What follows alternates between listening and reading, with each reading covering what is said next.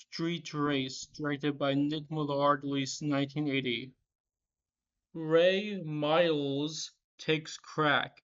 That's basically his only character trait. Mara Progator is the main character, and there's a camera in the car to get these shots, and the scenes where the car is driving is actually decently filmed. So this is way above the other Nick Millard movies when it comes to directing. So Nick Millard is the guy with the gray hair, and Igra Millard is the bald guy. And why are the microphones always so tall in these movies? Is that like a cheaper microphone? It makes no sense. Albert Esquilazzi, I'm just gonna call him Albert, is one of the other car racers. He's the more egotistical one. This film is like Grand Prix. Really, one of the actors that kept working of Nick Millard is not credited. This guy, the gray mustache, was in Gunblast. Yujichi Digard is the top billing actress in this movie. She is in a lot of X-rated movies, as you can tell. So Marlin looks at pictures of his family. Remember who you're trying to win this race for. Come on, Nick. I've been in like 80 films. Another aspect that makes this movie way more impressive in terms of directing is all the elevator scenes. They are trying to have a serious conversation about the philosophy of race car driving. So boring, meaningful. Oh my god! Ray Miles is having a dream sequence. I thought it was a dream sequence, but it's actually just a scene where he takes cocaine for over 2 minutes. Some really intense stuff. Linda Dunlap is a magazine photographer who takes pictures of them racing the cars. Hey Marland, you looked kind of fat in that scene. You better go running. The Mexican extra is also uncredited. So he's like, I thought you wanted to be friends. No, I just want cocaine. We have to see Marlin to take a shower after he ran. This is absolutely essential to show us how much energy that took. Albert Ensconce is the best actor in this movie. He's the most charismatic. In this 3 minute scene, the most interesting they talk about is how the cars used to be painted like country flags. I guess that's some good race car history for the audience. We meet Nick Millar's wife, who's also not credited. We see a child run towards Malond, and I guess that means they have a connection. 2 days have passed, so I guess Malon's child, they were hanging out for 2 days. I guess taking pictures of them repairing the car engine is good to see in a magazine. This is the most bizarre mistake in this film. So Nick Millard was the director, and this guy is talking to him.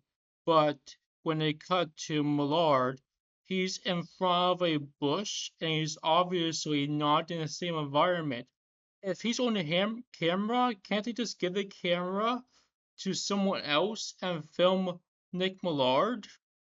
Millard filmed the driving scenes through the gate because they didn't want to risk breaking the camera by filming from the front of the car. Really, one of the actors that's uncredited is the main motivational speaker for the cocaine addict. Ray doesn't try to hide his addiction to cocaine at all. He just takes it right in front of his opponent. So one of the characters, who's one of the race car drivers, talks to this woman, and now they have a relationship. This movie has multiple relationships in the same story. Again, this is just like Grand Prix. They put a red cloth over Millard's dinner table and put a candle on it, and like, yeah, that looks like a restaurant for a date. She got way turned on by all that talk about race car driving and having a meal with rice and no meat. That intimate scene lasts for 3 minutes. This movie's priority is not the "what are you doing is chicken on the bridge scene. I mean, yeah." They're really proud of getting a building where the elevator is outside the building. The guy who was in the short romantic scenes was uncredited. So anyway, Ray is looking at pictures that the magazine photographer took of him, and he's like, "Oh no, I'm taking cocaine in these pictures." And it's a good scene about the philosophy of racing and how race car driving is dangerous. It's okay. Day three, the race. Look at all those normal people driving the speed limit. Unlike me, I'm on the dangerous sports side. This shot of the cars is actually pretty impressive for a Millard movie. Another scene where characters waving to another character and they're obviously in a completely different environment than that character. And that's not even the character that that character was kind of having a romantic relationship with. That character was Lucy Digard. You couldn't get the X-rated film actress for that one shot.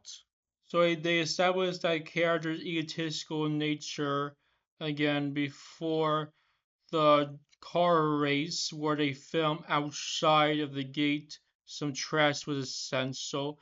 These people who are main characters of race car drivers are more ethical than those normal people who throw trash on the street.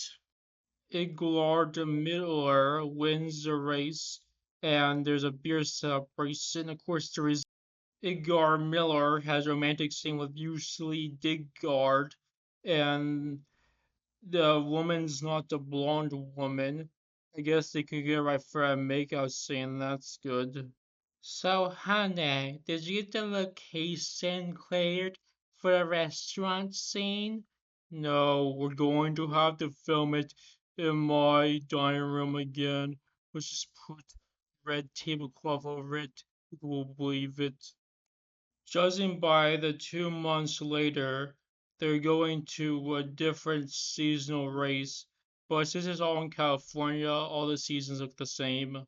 Marlon got badly injured from the car race, and his daughters come and see him, and they drew a crappy picture for him. I guess is a thought that counts. They quickly establish that it's difficult for him to live with damaged up arms. No slapstick and knocking over cans is allowed in this serious racing film. This old lady, who's also not credited, tells him that he shouldn't do the last race because he's badly injured. Yeah, this light tin makes the brown paint look red for the scar. His wife doesn't want him to be in the last race, but he's doing it anyway because that's the type of character he is. This is a very emotional film. In this scene, they establish that one of the news broadcasters apparently has a lot of women because they say, "I told you I can't come, he had an important meeting." We get this now weird scene where he's like, "Bullshit. Who the hell is he talking to?" The reporter and the cocaine addict have another conversation, and he's like, "Listen, we don't want any more picture of you taking cocaine. This has to be your best race ever." Melandon has a flashback to his last race he's thinking about, and apparently he's no longer injured. The last $20 of this film budget was used up on this cocaine scene. She's like, "If you don't let Marlon win, then I'm gonna tell everybody that the racer that you're supporting takes cocaine." For the last race climax, they film it through the gates again. Goodyear product placement. They wasted 3 minutes of the 10-minute climax on Marland putting on the race car helmet again so he wins the race. 5 months later, our main character died in a car crash. This is a very dark film now with a dark ending. So that's Street Race 1980, directed by Nick Millard. This is definitely Nick Millard's best movie. It has character development, but it's like very quick and simple, kind of. I mean, no matter how many scenes we spend with the cocaine addict, we still know that he just takes cocaine. And there was a lot of extras that they use as main characters, and obviously Nick Millard's family was involved in this movie. So this is definitely his best movie and the most impressively directed movie, and kind of the most impressively written script wise, but still doesn't have enough character development to really make sense for the most part. And only one actor is trying, the actor that plays the most egotistical race car driver. Our actors were mostly monotone and trying a little bit. But overall, this is definitely Nick Millard's best movie, and with the constantly changing setting and different short to long character moments, it moves relatively quickly, so it's not difficult to sit through. So I kind of recommend it if you want to see a cheap, flawed movie that's really close to being a good racing drama.